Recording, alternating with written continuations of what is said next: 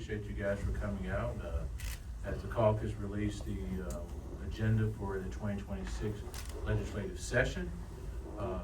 And I just want to really speak to these members that are behind me and how hard they have been working since the beginning of their tenure as legislators, and we certainly appreciate them for the things that they've done and the things that they will continue to do. And so it's an exciting year, and we have a lot of problems that we have to try to solve.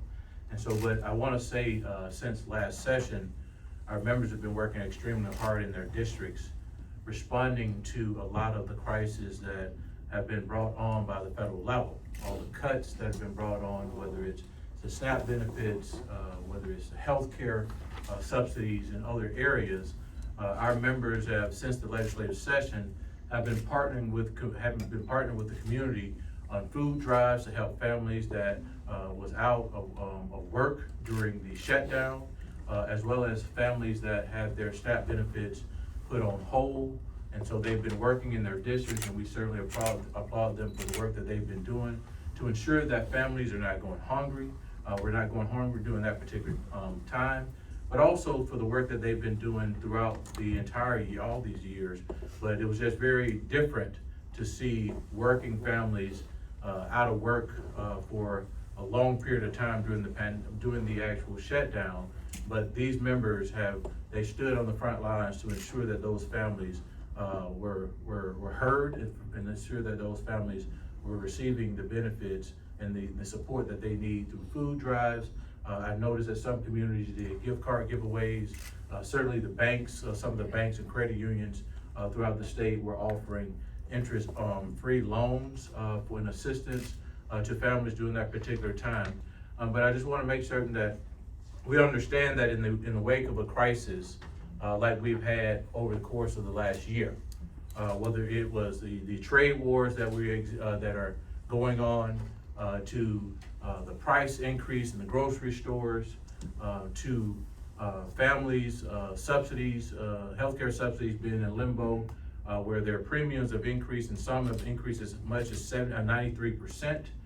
Small businesses that are impacted by the rising costs and goods and services that they're bringing into their businesses. And so our agenda this year is focusing primarily on affordability, looking at the cuts that were recommended by DOGE, the cuts that have been executed by this president and this administration has really set Alabamians and people across the country in a very put them in a tough spot. For example, we gave $40 billion to Argentina when our soybean farmers within the state of Alabama are struggling to be able to export their goods and services. And so one of the things that we want to focus on as a caucus is ensuring that we are making investments in our local farmers to help them build up their infrastructure and providing help so that they're able to produce and be able to offer their goods and services to Alabama grocery stores and in other areas throughout the country and internationally. We hear a lot of talk in Washington, D.C. about some of the things that they're going to do, but they have yet to step in to help working families within this country, especially in this state. And we've been hearing from people all across the state of Alabama that we need to do something about the price of groceries. Now, let me be clear. Democrats want to totally eliminate the income tax, the taxes on groceries. But as we've already seen several cents being removed from the grocery tax, but when there's an increase in the price, then it really doesn't, that 1 or 2 or 3 cents that we take off the grocery tax does nothing for those families. And so our approach now is going to be focusing primarily on how do we increase the production from our local farmers throughout the state? What do those investments need to look like?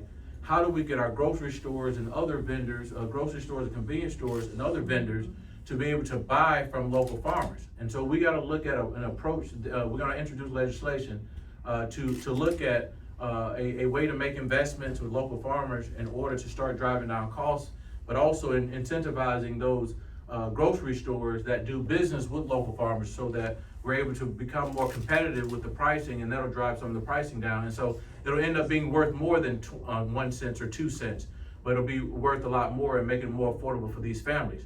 The other thing that we have to look at as a result of the not so beautiful bill is the impact that it had on SNAP benefits for our veterans. We talk about our veterans serving and protecting our country, but in essence, they only are eligible to receive 3 months out of 3 years of SNAP benefits under the not so beautiful bill. And what about our 60 to 65-year-olds? They're only able to receive 3 months out of 3 years of SNAP benefits as a result of the not so beautiful bill. And our foster care young adults at the age of 21, they are no longer only able to receive 3 months out of 3 years. And so as a legislature, we have a lot of things that we have to address. And last but not least, we're looking at the health from a healthcare standpoint. Without the subsidies, absent the subsidies, you'll likely see 120,000 individuals drop their coverage in the first year. In the second year, you'll see about 80,000 individuals dropping their coverage. And so you're talking about 200,000 individuals dropping their coverage, what population would that be? It will be the healthier population that drops their coverage. So then you end up having a significant risk pool. So insurance companies are going to have to increase the premiums even more. And so what is that to the general fund budget that funds Medicaid? That's a $19 million hit to the general fund budget. And so without the COVID dollars and all the other dollars that have been standing up, and the CARES Act dollars have been standing our budgets up, and then with the interest rates going down, the state of Alabama, the interest that we'll be receiving from those accounts will start to flatten out. And so we are going to be in a crisis. And so I think that our members have been working hard on pieces of legislation to address some of the problems that have been created by this president. And so without further ado, I would like to introduce to you our policy chair, Representative Clarke from Mobile. Thank you, Leader Daniels, and good morning. Yes. I certainly agree with the assessment that the affordability crisis and the rising cost of living are foremost on the minds of voters that I have spoken to in Mobile and elsewhere in Alabama. But I'd like to take a moment to address the question of affordability from a different perspective. That's because it isn't just limited to the idea of rising prices and how much things cost. It's deeper than that. For example, when we talk about voting rights and fair district maps, can we afford to make it harder for eligible citizens to vote? Can we afford politically gerrymandered district maps in which politicians pick their voters instead of voters having the right to pick the candidates of their choice? How much will it cost us if we pass laws that deny eligible voters the assistance they need at the polls, or throw away their vote because they make a simple mistake on an absentee ballot? With low voter participation numbers throughout Alabama, especially in municipal elections, we simply cannot afford to make voting more difficult for people or adopt laws that do nothing more than suppress the vote. That's why I've introduced HB 45, that's House Bill 45, to ensure that blind and disabled voters get the assistance they need and deserve with absentee voting. This is a bill that will help increase voter participation rather than diminish or suppress it.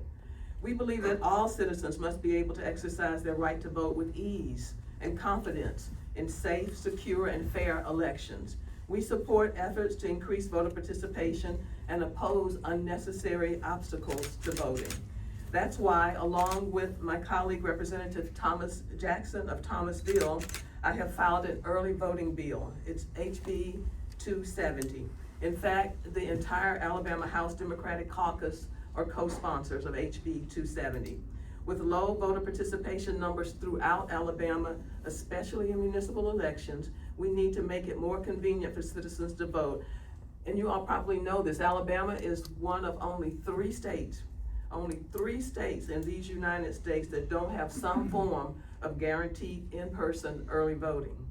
I am often asked by constituents why Alabama doesn't have early voting. It is time for us to join the 47 other states in these United States and give people what they are asking for, more than 1 day to vote. Let me also take a moment to remind everyone to check your voting status. States are required, as you know, to update their voter rolls periodically. They use certain data. This time around, Alabama used information from credit bureaus, which probably landed a lot of parents and grandparents on the inactive voter list because they co-signed for loans for their children who live at other addresses. And we know that some people who received the letter from the Secretary of State's office didn't respond. I've had people tell me they thought it was junk mail, that they knew they were not inactive because they've been living at the same residence, not just for years, but for decades, and have voted consistently. So they didn't understand why they were getting that letter. Some people questioned it, and some people just tossed it aside and have landed themselves in doing so on the inactive voter list. We must also counter the spread of misinformation relating to the integrity of our elections and protect our election workers from harassment and threats of violence. The question of affordability also relates to our investment in public education.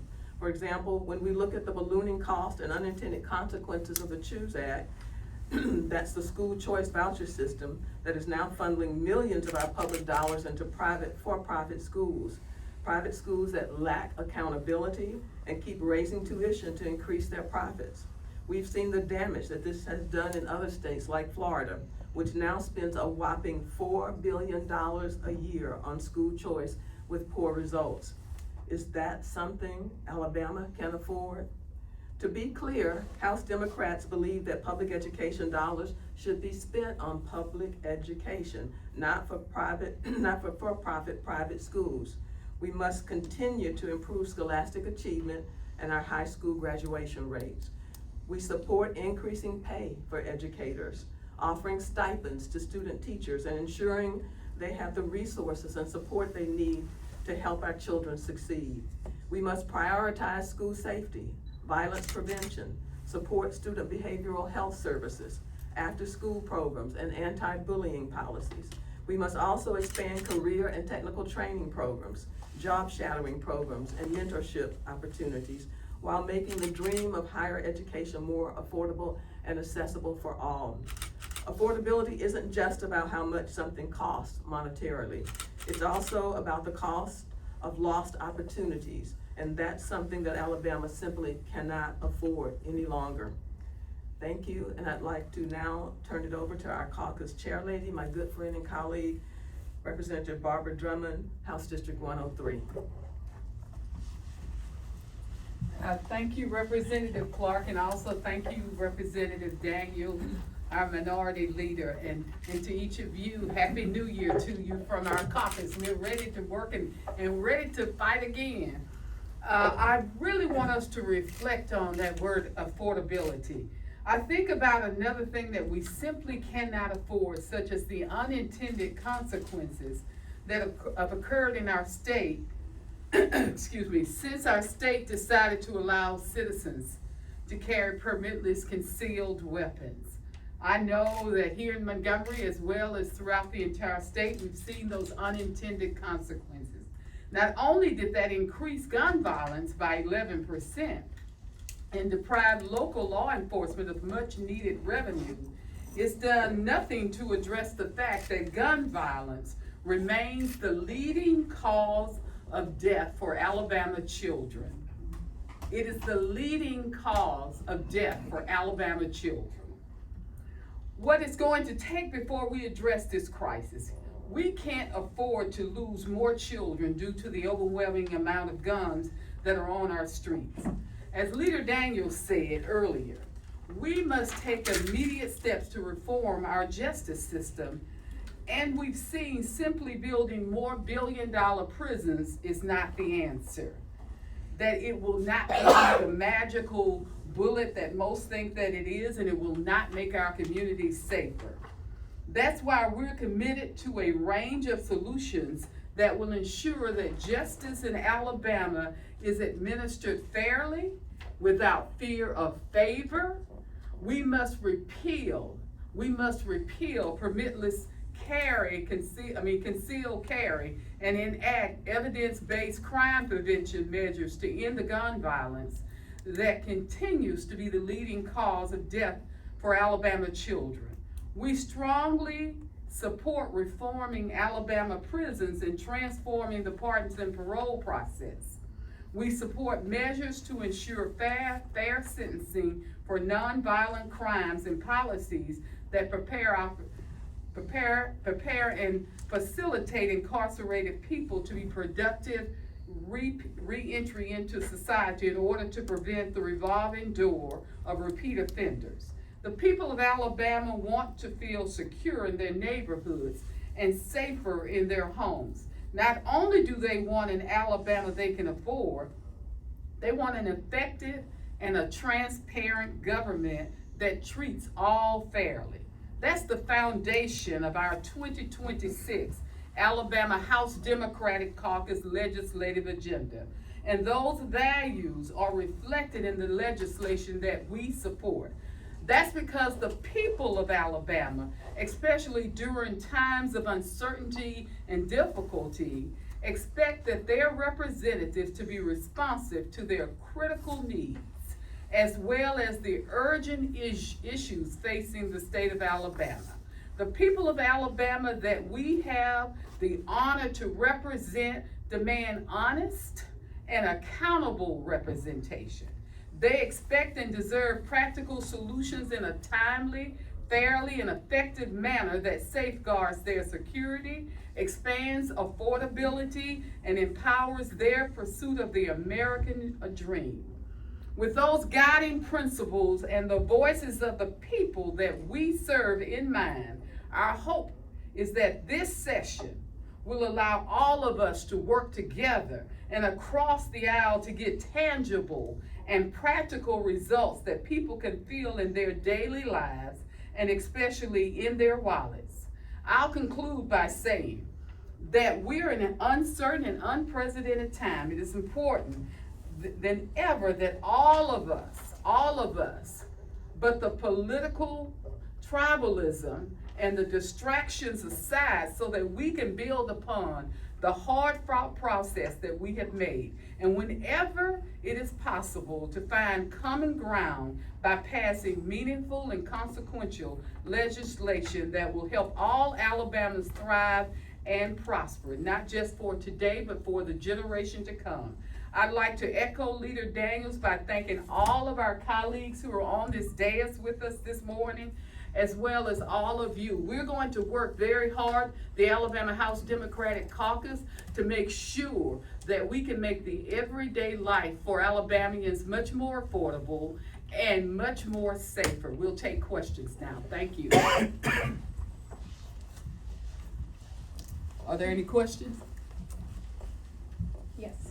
When it comes to voting was a point that you said you're gonna have legislation on. We've seen that the Supreme Court has had a willingness to reconsider or at least look into again the idea of redistricting to try and remedy gerrymandering along racial lines.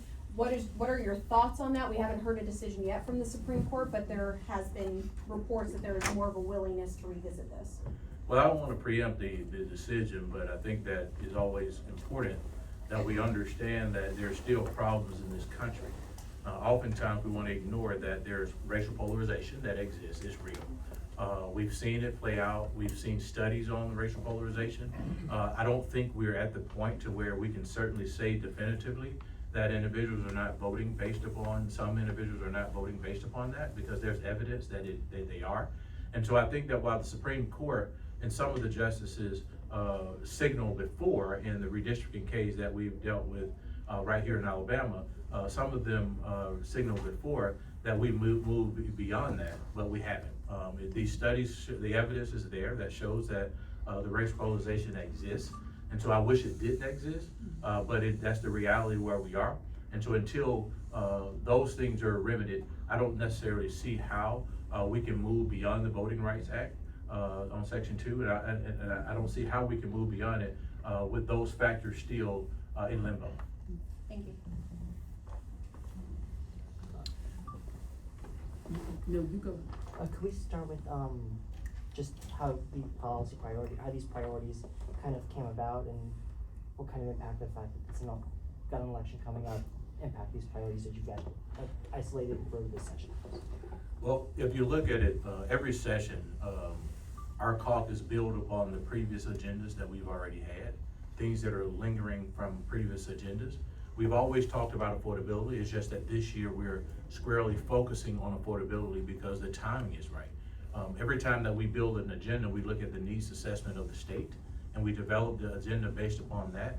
And so right now, that's no different. People are hurting from SNAP benefit, or the SNAP benefit, the cuts at the federal level with the not so beautiful bill, as a result of the not so beautiful bill.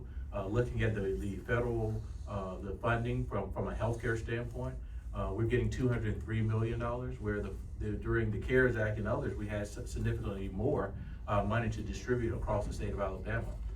With healthcare being in limbo, where the subsidies are looking, individuals are going to be dropping their healthcare coverage.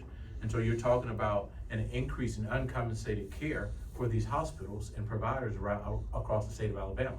And so you'll start to see that, you'll know that there are about 29 hospitals in rural Alabama that are at risk. About 84% of them are operating at a financial disadvantage. And so we know that the problems are real, and so that's why we're addressing affordability. You've been in the grocery store to buy something, you see the prices, there have been a significant increase in pricing, but wages kind of remain stagnant.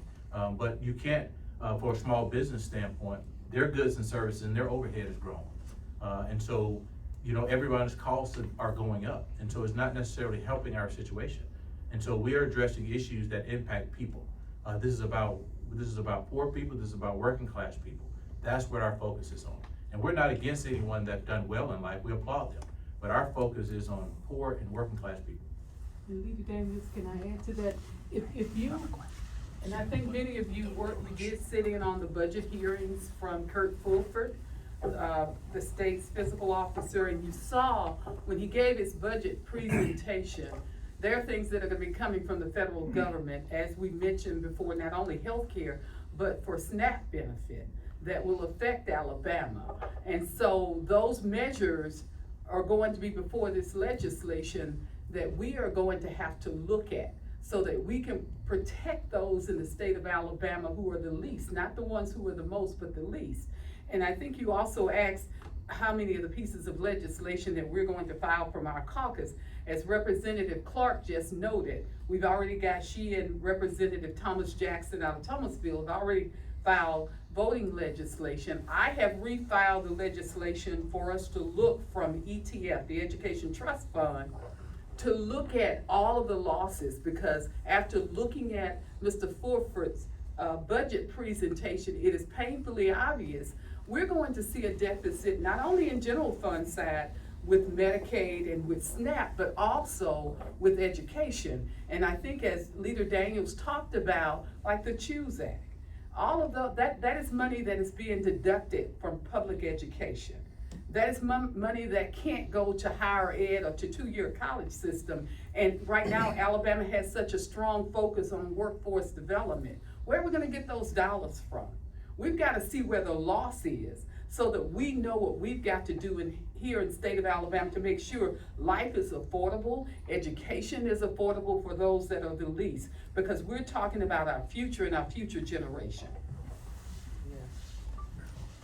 And to add to what Representative Drummond mentioned about the CHOOSE Act for a second, if you notice, there was an article that came out that indicates that there are more students that are homeschooled that have taken advantage of the CHOOSE Act than those that are actually leaving the traditional public schools. And so my concern is that if the intended purposes was to put individuals in a successful setting, there's no accountability, there's no assessment to tell you whether or not that student performed better leaving the public school, going to the private school, because they won't require an assessment to be taken to measure that. And so it's like we're putting money in a dark hole where we don't know what the outcomes are gonna be. If we are making investments and we see outcomes and growth, then I can't argue with that, because this number speaks for themselves. Yes. Yes, sir. Leader Daniels, of course, I know that Republicans are advancing a bill right now that would make sex crimes involving children punishable by the death penalty. If I could ask, does your caucus have a take on that, and kind of what are your thoughts? Traditionally, from a Democratic perspective, it is not just unique to this piece of legislation. We've significantly been opposed to the death penalty. I think that there's a dynamic for individuals that will be okay with a life sentence, but the death penalty is something that we've traditionally opposed in previous years. I know that there are some individuals that feel strongly about it when something like that happens in their family. from an emotional standpoint, and I can understand that. But I think traditionally, we've kind of stayed in a life, giving them life without, as one of the options, as opposed to the death penalty. Yes. So minimum wage pops up every year as an issue, and we talk about, you know, growing grocery prices and lowering, and how wages are not as, you don't get as much as you used to. Can you talk about the minimum wage bill and how you hope to see that be successful this year? Well, I don't think anyone in our caucus has introduced it. I know that Senator Stewart introduced that piece of legislation, so I would have to review his legislation to see exactly what it does. I think that, you know, oftentimes it's a good talking point, but what you're seeing right now, individuals are paying way above the minimum wage. I don't know anyone that's paying minimum wage. I think that if you find me someone that's paying minimum wage, I'd be happy to have that conversation. And I think that even a small business standpoint, like our lowest hourly rate is like $21 an hour, and that's for a receptionist, with benefits. And so I don't necessarily know anyone that's paying below minimum wage, because I would say that they wouldn't have any employees if they did. I think that what has been beneficial to them is the implementation of AI and other tools to improve the efficiency, where they can afford to move what they were paying a person that was doing more administrative work from the back office, and then they're shifting those dollars over to other employees that are like the front desk and others that really far exceed what a minimum wage would be. How's your overtime tax holiday gonna do this year? Of course, we're gonna introduce that. All right. I think should've that since the practiced federal that. level has really put something in place around the overtime, eliminating income tax on overtime, we're certainly gonna be introducing legislation to do the same. What you'll find is there are a lot of folks out there that was using those dollars to make ends meet with their families, and also increase production. You saw an increase in the individual corporate tax receipts and the individual tax receipts and the corporate tax receipts, which return a lot more money to our budgets. And so you can see that that's evidence that's happening.